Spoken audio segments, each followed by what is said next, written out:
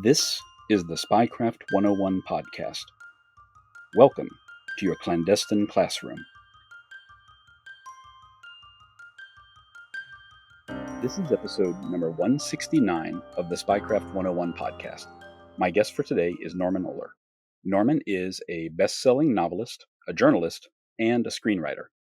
He's written 3 novels, which comprise the City trilogy, and while working in the West Bank in 2004, he interviewed Yasser Arafat in what turned out to be the final interview of his life before he passed away in November of that year. He's also the author of the nonfiction book Blitzed, Drugs in Nazi Germany, published in English in 2016. I invited Norman onto the podcast today to discuss his newest book, Tripped, Nazi Germany, the CIA, and the Dawn of the Psychedelic Age, which was published earlier this year. Norman built on his previous research here to cover the post-war efforts to control narcotics in occupied Germany and the rise of psychedelic drugs, both within the populace and as potential tools for interrogation and mind control by the world's intelligence agencies. But before we dive into this story, I want to say a big thank you to everyone listening who is also supporting me on Patreon, including Megan X and Eddie A. Your monthly contributions there help me keep this podcast going week in and week out. As a way of thanking my patrons, I offer a lot of great freebies and promotions, including free and discounted books and products from the Spycraft 101 store. Patrons also get exclusive access to long-form articles of mine that aren't available anywhere else. If you haven't signed up for my Patreon yet, but you want to, just click the link in the show notes on whatever podcast platform you're listening to right now. Norman, thank you for being here. Absolutely. Very happy to speak with you. Great, much appreciated.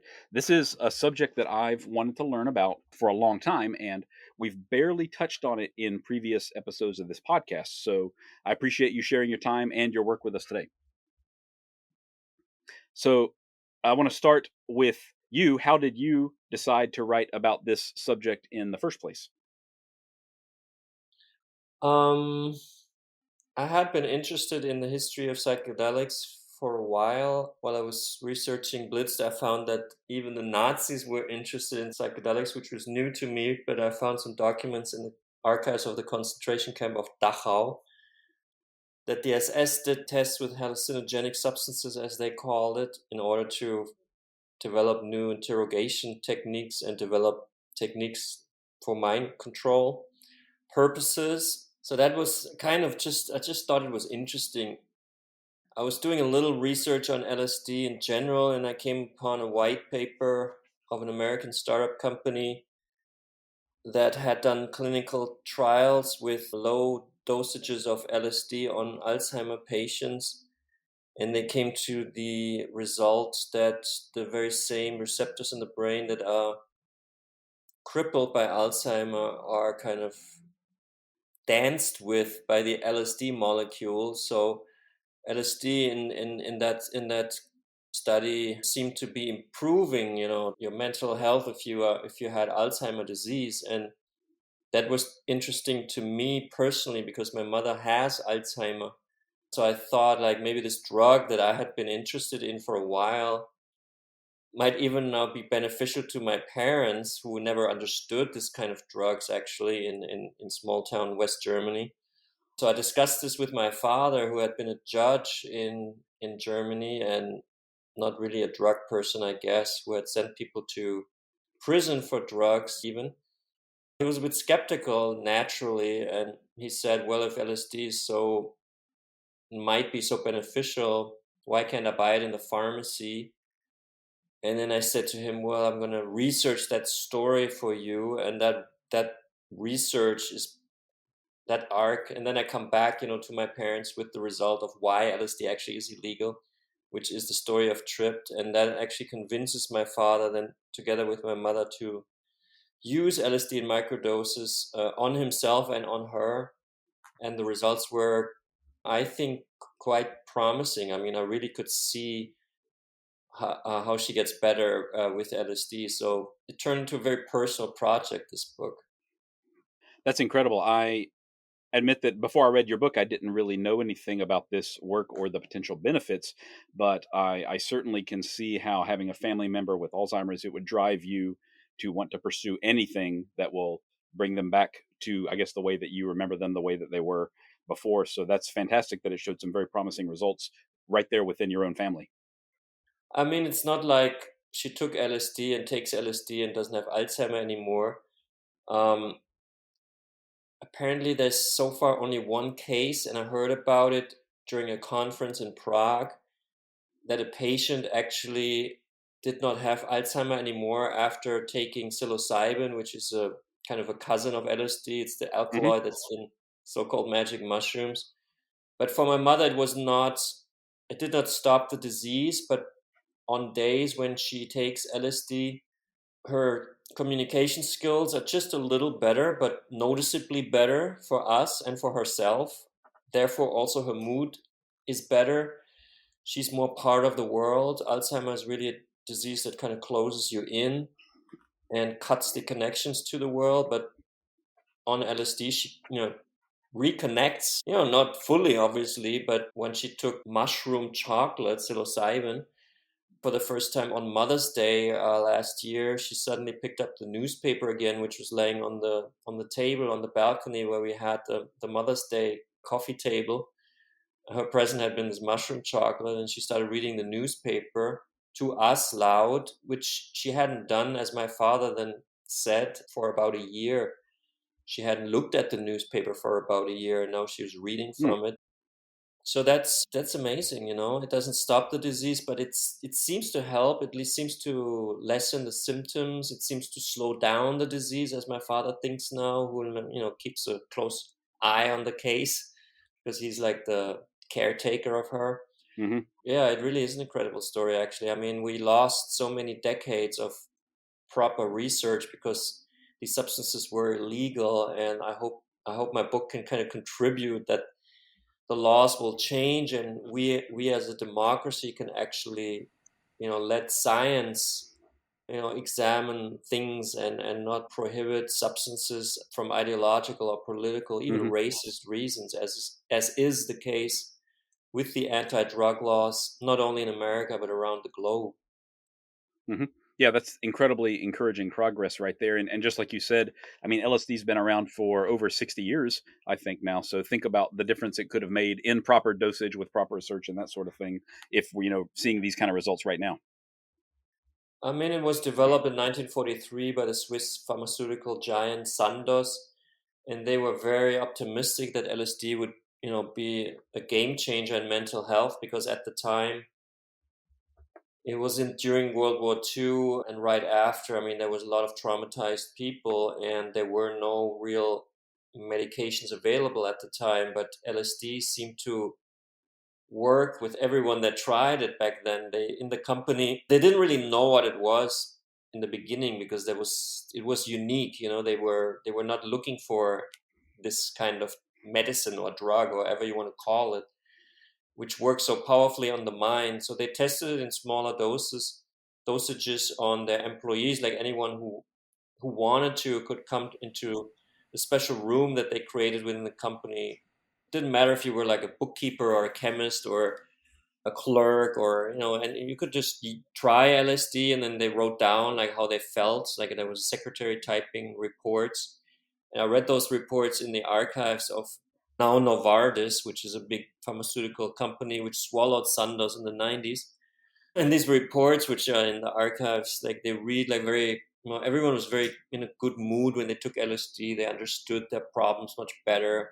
They related to the universe themselves, their family in a much better way because it's just very stimulating for the brain. It's a different wiring of like the brain chemistry changes, and that allows you to have different thoughts, not even better thoughts or worse thoughts, but the thoughts, they're more thoughts, I would say, because the center of the brain on LSD, let's say the director who decides like most things, are decided, by the ego. We could also call it the ego, which tells you right now you're doing a podcast, which tells me I'm in your podcast, and then we're listening to a podcast. So you're focusing on the podcast. You're not like worried about all kinds of things. You're safe. Hmm. You're listening to a podcast. But on LSD, that center receives less energy in the brain mode of chemistry, and other parts of the brain become more active, because like the boss is like shuts up for a while, and then like the cat's away and the mice can play.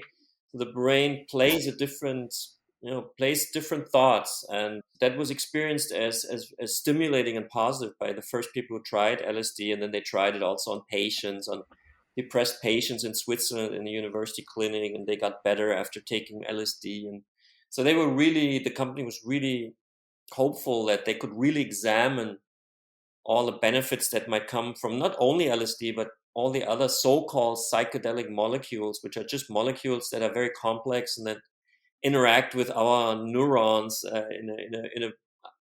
my research shows, very beneficial way, actually. Hmm.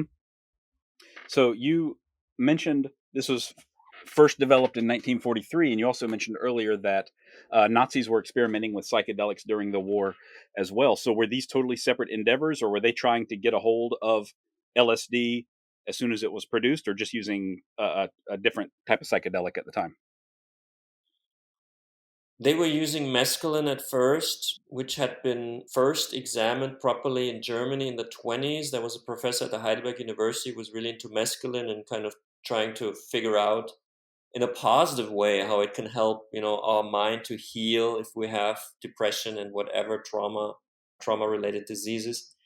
And the Nazis, kind of evil as they were, they saw the opportunity that maybe with mescaline you could also manipulate someone. Like you give someone mescaline without telling that person, and then after, when the mescaline takes effect and the thought processes change in the mind, you somehow are able to get into that mind with like clever questions and manipulate that person.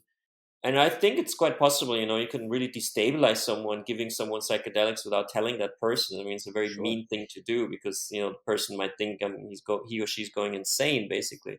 Hmm. If you suddenly have different thoughts, you don't know why. It's very unethical to do those experiments. But the Nazis didn't care about ethics, and they had the problem that mescaline, in its natural form, it comes from the peyote cactus. So you have to grow the cactus, which is not so easy in cold Germany. Also, the cactus is very bitter, so it's hard to give it to someone without that person noticing it. It tastes very bad.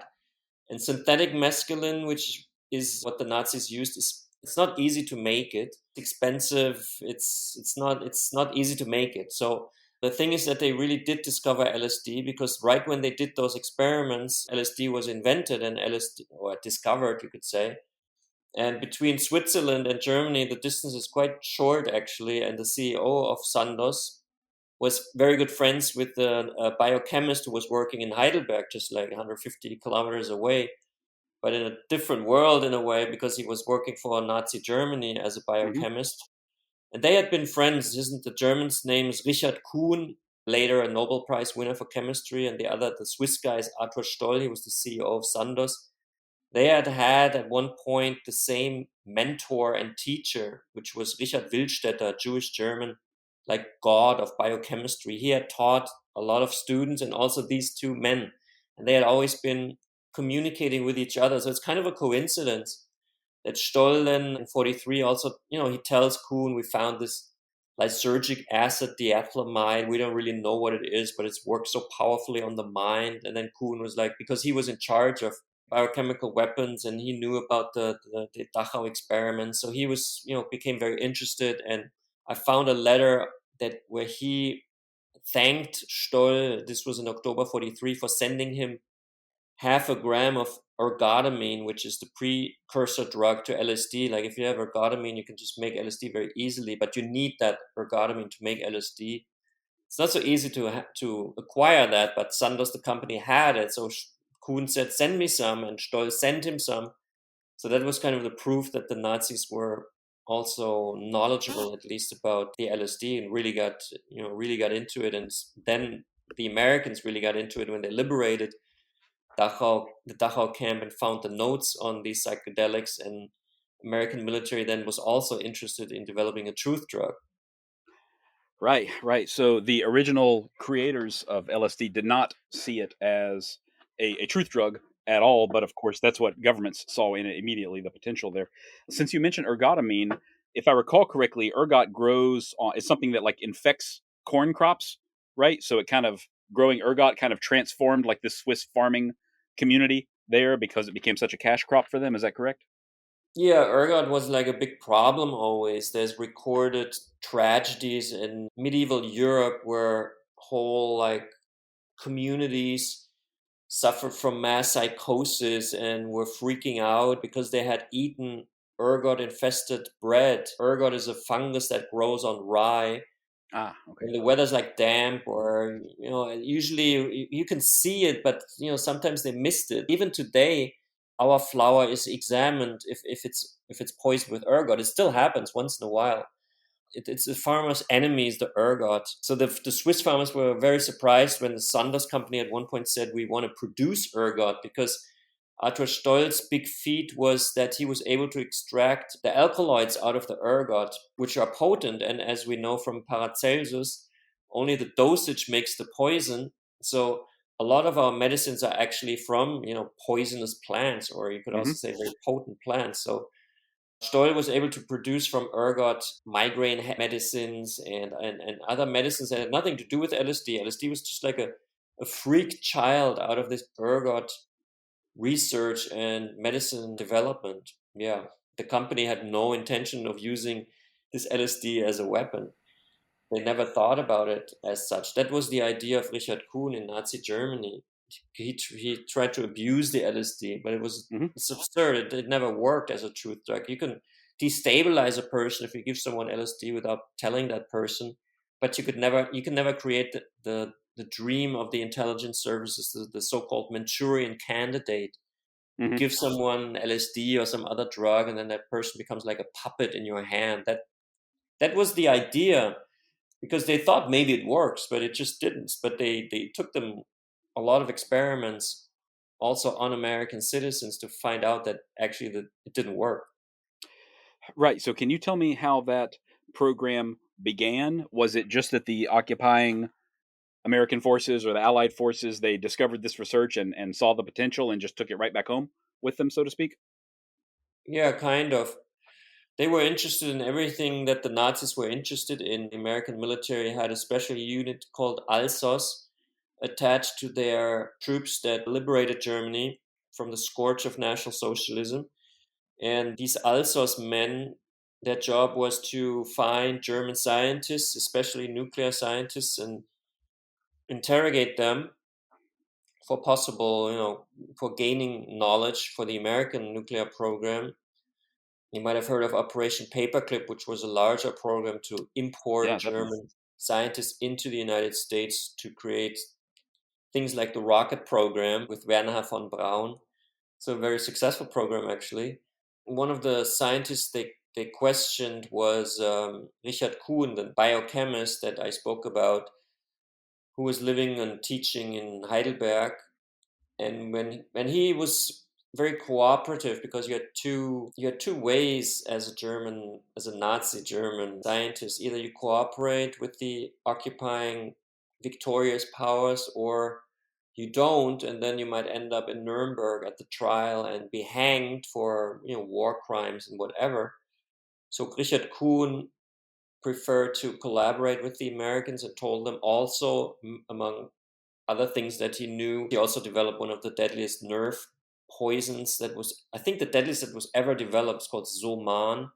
Hmm. But he also talked about LSD, and that really interested American military. A general came. You can read in Tripped who exactly it was. Flew from the States straight to Frankfurt and then down to Heidelberg, and also interviewed Kuhn, and then went straight down to Basel to the headquarters of Sandoz and received. He was the first American to receive LSD, American general, military general. The American military relied on the evaluation of a Harvard professor called Beecher. So Beecher, who had been in the war, active in Italy, and now back in Harvard, he received the SS documents that Alsos confiscated in Dachau, and also he received other reports like the questioning of Kuhn and stuff like that related to what this Harvard professor, his name was Beecher, called ego depressant drugs. So he wrote a report, so-called report on ego depressant drugs.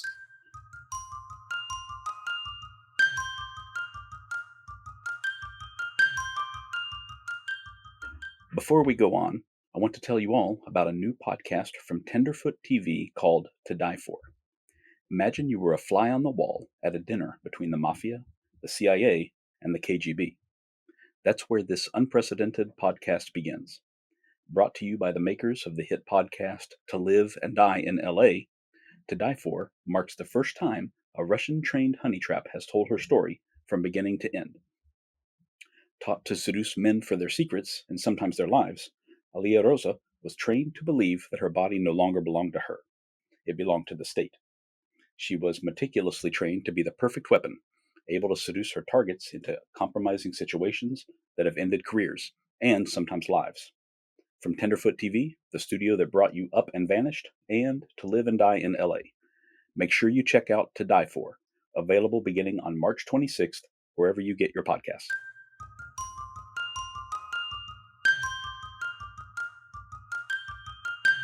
And he was quite optimistic that the American armed forces could develop LSD as a potential kind of pharmacological weapon, which you could use, for example, to speculate that we could maybe poison the water supply of a Soviet battleship and thus make it, completely incapable of action, which probably would be true, if you managed to. Mm-hmm. But they never did it, or at least there's no known case of actually using LSD as a potential weapon. But if you're a military man, it's normal to think about it. It just Right. never really worked. I mean, military still use drugs, but not psychedelics. At least not that I'm aware of. I see. Yeah, it's a program that seemed to have failed. Is it just that LSD is not and will never be appropriate for that kind of usage, or is it just that they stopped once the information became public? Do you think?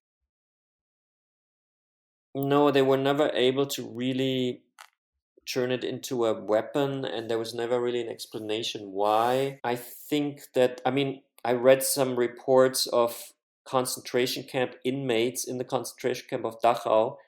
Imagine how miserable that situation is for you as an inmate and how weak you are. And then he received a very strong dose of psychedelics, and the guy had an amazing trip. I mean, he wrote down, like, he just closed his eyes and he saw all the colors, and he felt good about himself, and he realized even being in a concentration camp is just like, it will pass. Maybe you will die, then you will go into another world, I guess, if Hmm. you're spiritual, or you will get out. I mean, he was like, he had a great trip, like he understood his situation much better. He was only very unhappy when the trip ended and he came back into the sober life of the concentration camp prisoner. But it just shows you that LSD is more of a drug that empowers a person, or there's always the possibility that it empowers you, and that's the opposite of what an intelligence officer wants with the Sure. people that he or she interrogates. So LSD is kind of too risky. You never really know what happens. As I said, the effects in the brain are such that you have different thoughts than usual. It's not like you're like controllable at all. You're like less controllable if you take LSD. It's like the opposite of what the CIA, who then took over from the American military in terms of mind control and LSD research, concluded. And that's why John Lennon said we have to thank the CIA because they gave us the LSD, because the CIA in a way made it popular in America because they created this huge program called MKUltra, gave it to a lot of people unwittingly and wittingly. For example, Ken Kesey, the writer, he was a young kid and he was working in a psychiatric ward in Menlo Park, California. He received $75 for taking LSD and then, reporting what happened to him. He was like a guinea pig. And he realized on LSD, man, I'm a writer. I'm going to write the greatest American novel, One Flew Over the Cuckoo's Nest. I understand what madness is and how it is created by the system and all these thoughts. And then he drove around with a bus, the merry pranksters, and dished out more LSD to Americans than anyone else ever, afterwards. Hmm. And he called it the revolt of the guinea pigs. So, yeah, I mean, the opposite of what the CIA intended in a way happened with the LSD. So they dropped it and made sure it became illegal. Yeah, that's kind of surprising because if I recall correctly from the timeline, when Ken Kesey was taking it and driving around and advocating for it, it was still completely legal, wasn't it? Until like 1966 or something like that. Right. It was legal. It came from Sandoz from Switzerland in a very high quality. Everyone knew how much, there was like a, it wasn't like today, if you want to take LSD, how do you know how much is on a tab or what?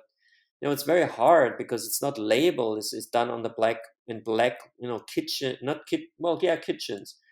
LSD chemists are now working in the illegal field. They're not, there's no taxes paid on it, nothing. But it became so popular during the growing of the peace movement against the Vietnam War that the US government became quite anti LSD. Lyndon B. Johnson, he didn't understand, I think, what these things are. He like said these pills and powders, they're all dangerous and they're corrupting our youth. I mean, they were corrupting the youth in a way that the youth said, I'm not going to go to war and kill people in Southeast Asia. Why would I do that? I rather like dance to music. I mean, this was a time of cultural, it was a high time of culture in America. It was like a very productive time. And a lot had to do with this LSD, which just contributed. LSD doesn't set you free, but it helps you to be more independent, and it gives you different ideas, and I think it's a great medicine. At Mhm. the time it then became like more of a hedonistic drug, maybe, I guess. It's it didn't take, like Albert Hoffman, who discovered it, the company, they always thought it would be like a medicine. You take it maybe with a therapist, or but then in America it just spilled over, and the youth were just taking it, and taking a lot of it, and then the American government became nervous, and because they all take LSD. They're all against the war now, and they made it illegal. And that was a way to target some of the leaders of the peace movement, or some figures like Timothy Leary, who had like a following and who said, "Drop out, tune in, drop out." That was like the nightmare for the government, that Oh everyone would yeah. like drop out of the war effort. So LSD basically became illegal because of that, not because it's unhealthy or dangerous to your health. I mean, it's dangerous. It was dangerous in the 60s to the government, but I don't think it would be dangerous now. I think now we're in a different time, and we realize the medicinal benefits that it can have. And I think we should really shift our policies and become responsible in dealing with this substance. Hmm. I see. So it certainly sounds like this MK Ultra program or umbrella of programs just backfired in almost the worst way possible, right? Having the complete opposite effects of what they were going for. Right. I mean, I wouldn't say in the worst way possible. I think it was good that it backfired, but for them, obviously, it was the Okay, worst way. right. From their perspective, I suppose, at least. They didn't anticipate that. Involuntarily, they opened Pandora's box in a way. Yeah, certainly, certainly. If I recall correctly, one of the biggest hurdles to really investigating and learning more about MK Ultra is that most, if not all, of the records were destroyed in, I guess, like the 1970s, weren't they? So nothing has ever really been declassified about it. You have to figure it out through other means for the most part. Yeah, it's a bit murky, and I'm not really happy about it. I would really like to see just the documents, but a lot has been destroyed. But then a journalist called John Marks, he found copies of quite a lot of stuff which were stored in a different department of the CIA, and that Hmm. they survived. So we do have a certain percentage, but I don't think we even know how big the percentage is.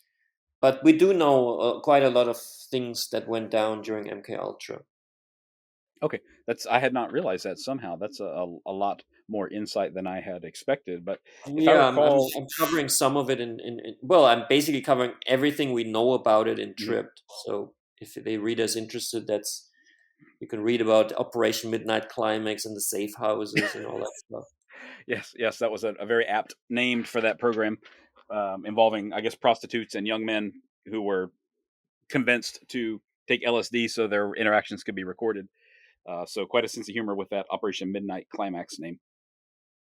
I mean, it's basically spying on American citizens by an American institution, which was kind of new at the time. I think by now we kind of think that's normal, but That's kind of how it started. The CIA really had a mind control program, and they applied it on their own citizens. It's Hmm. quite sinister, actually. In a way, they continued the SS research, but not in Germany in camps, but in America at universities and in cities, etc. Yeah, that really is shocking how we would vilify so much of what happened there, but it's okay when we do it, so to speak, because they were clearly capitalizing and bringing the scientists over here to the U.S. and everything because we saw the inherent value in that research, even though we were actively fighting against them during the war. It's really wild. So I recall that there's this very famous incident where this young man named Frank Olson dies after taking LSD. Was that kind of the thing that killed MK Ultra, or did it continue after his death? No, it continued. I mean, that was quite an early spectacular case because Olson was working for Fort Detrick, which was developing biochemical weapons for the US government. So he was in a certain think tank, like a small group of men, white men, that would meet like CIA men and Fort Detrick men at retreats, and there they would, discuss about new ways to poison people. It sounds crazy, but that's what they did. Like would then poison people with a shellfish Yeah, toxin yeah, yeah. and with like like there's different ways, and during one of these meetings in the where was it, in the in somewhere in the mountains outside of DC, at a lake in a cabin, Sidney Gottlieb, who was the director of the MKUltra program, secretly spiked the Cointreau, which is a liquor, with LSD. But not everyone received it. But like his assistant made sure that some people got the left bottle and some got the right bottle. And Olson got the right bottle. He suddenly, started tripping, didn't understand what was going on, had like a mild psychosis, thought he was going insane. And, he was really destabilized. And then when he found out that, Gottlieb had slipped him the LSD, he became very mad, and he wanted to quit the job, but his job was so high, security, that he wanted to quit like the following Monday. And he said, I'm quitting, I'm out of here. This is not for me. This is just like, somehow they crossed a line with him by doing this to him. And he thought that also on LSD during the meeting, he had spilled some secrets. He didn't really remember exactly what happened. I guess there was also alcohol involved. So he became scared. And then the CIA actually took him to New York. He agreed to be treated by a CIA doctor in New York. Abramson was the name, but the treatment didn't really go well, and also became very depressed. And then one night, he fell or was pushed out of a hotel window in Manhattan, the Statler Hotel, I think from like the 13th floor. Like he died on the pavement. And it's still unclear today if he actually committed suicide or whether he was pushed. The only evidence is that the window is shattered. So if he committed suicide, he threw himself through a closed window. Hmm. I think no one really does, but I mean that's just a speculation. But it's still not clear, And the family, the Olson family, was invited to the White House, where the president of the United States, Ford, much later, like years later, acknowledged when it all came to light that the Hmm. CIA was giving LSD also to American citizens and employees like Fort Detrick, and they received $300,000 for basically as hush money, so they wouldn't go to court. Receive some money because the guy was dead. The father, the husband, Olson was dead, but no, it didn't kill the MK Ultra program, but it was a problem. Like it was a shock to Gottlieb that someone like close in within the family in a way died. He probably felt a bit bad about it, but he would probably say this is all for the good of the country. We have to, take risks, and also some people have to sacrifice for the greater good. I guess that's how he would legitimize it. Hmm. Yeah, some very opaque logic there, certainly. So, did the program ultimately shut down just because it wasn't producing results, not because of these, the death and the drugging of people who had not consented and all that? It was just not producing results. Yeah, right. It just didn't produce Hmm. results. So at one point, I mean, this was many years later, with involving many hundreds of experiments involving thousands of people at dozens of universities also. So this was a big program. There was a narcotics farm in Kentucky where people were treated with LSD like every day for like 3 months to see how tolerance builds. And I mean, a lot of things were done. People received LSD. They tried to erase the mind with LSD, which also doesn't work. So they would put like small loudspeakers under pillows of people in psychiatric wards and play the same messages all over again. It's like in the Stanley Kubrick movie, basically, Hmm. trying to like deprogram a mind and stuff like that. But those experiments take a long time. You can't do it in a day. You have to do it over a year or something. So the whole program was big and took long. And in the end, I mean, mind control is a subject, and the CIA learned a lot about it. What works, what not works. It was not only LSD that was used.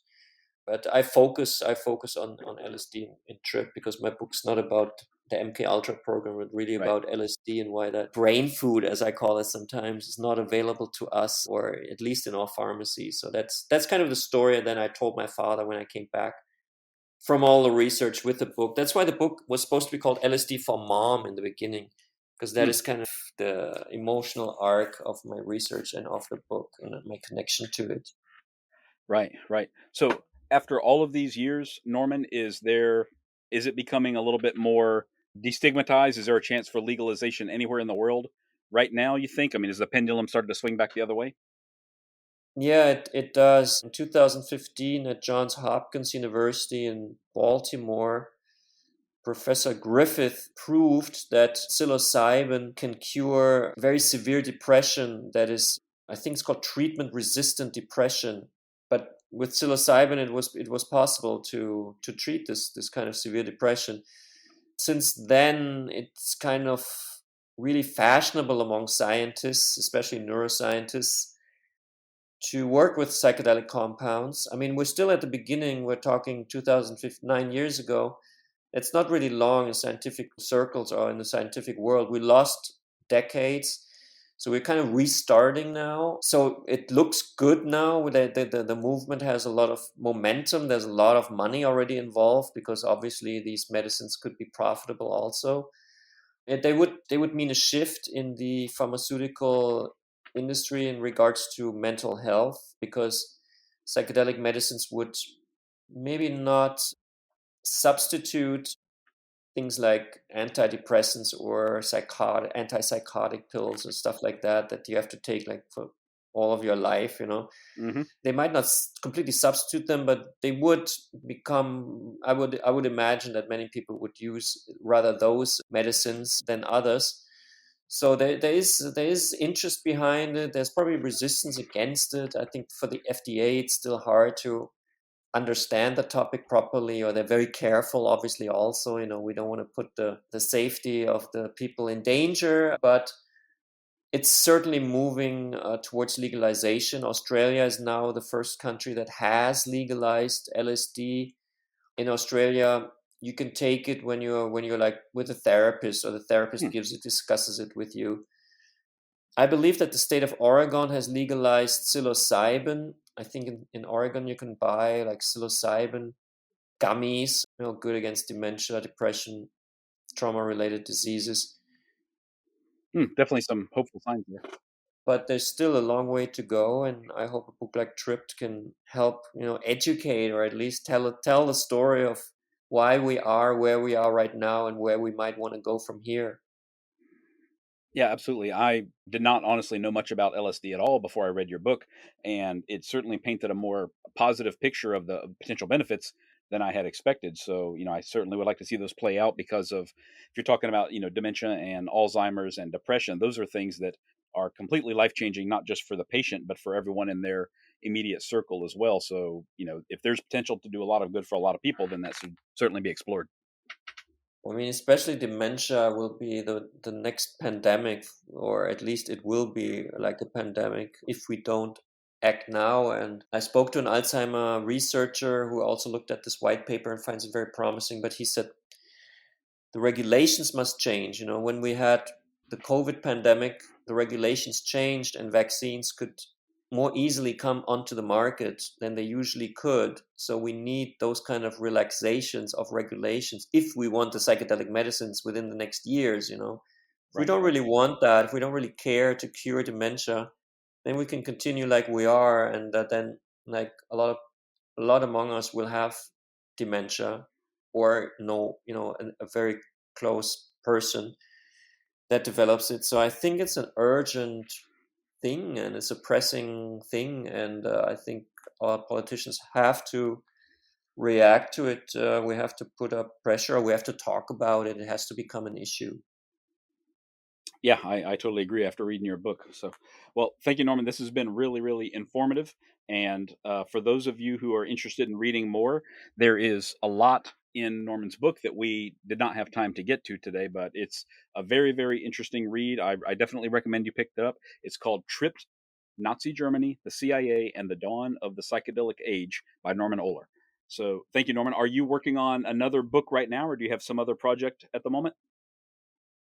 Well, actually, I do. I mean, I don't always write about drugs, but there is another book I want to write about it. I want to look at our world history and how we as a species developed together with drugs, because we've always used certain type of substances and they have had effects on different stages of our history. And that project is called Stone Sapiens, and that's what I'm working on right now. Oh, wow. Okay. Fascinating. Do you have a timeline for that yet, or are you still just in the midst of it? I think it will be published in spring of 26. Okay. Okay. That's not very far away at all. Fantastic. Yeah, actually, it's not. Maybe I have to hurry up. So thank you a lot for having me on your podcast. Yeah, absolutely. I appreciate it. Do you have any, like, a website or social media pages you can share if people want to follow along and get updates on your upcoming book? You can look at my books on normanohler.com. You know, if you're into Instagram, you can check me out, Norman Ohler, just one word. Follow me there. But I think really the interesting thing is to read the books. And you did not mention that I have a third book in English out. It's called The Bohemians. It's about a group of young people in Berlin that wanted to lead a very free life, and suddenly there was a chancellor called Hitler.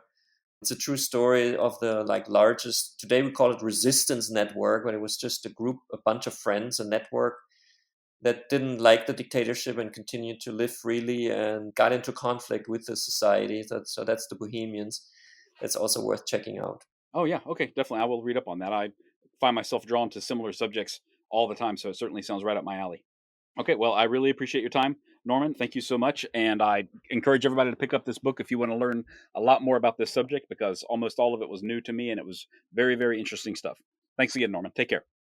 If you're interested in more of Spycraft 101, look for my page on Instagram at Spycraft 101. Thank you all for listening, and I hope you'll stick around because there's lots more to come. Disclaimer: this podcast is for entertainment purposes only. The stories and statements expressed herein are experiences and opinions. They may not reflect the views of the host or the production studio. It's okay if you disagree with our content. No piece of media is right for everyone. If you love Spycraft 101, please check us out online, on Instagram, on YouTube, and especially on Patreon. Thank you for listening.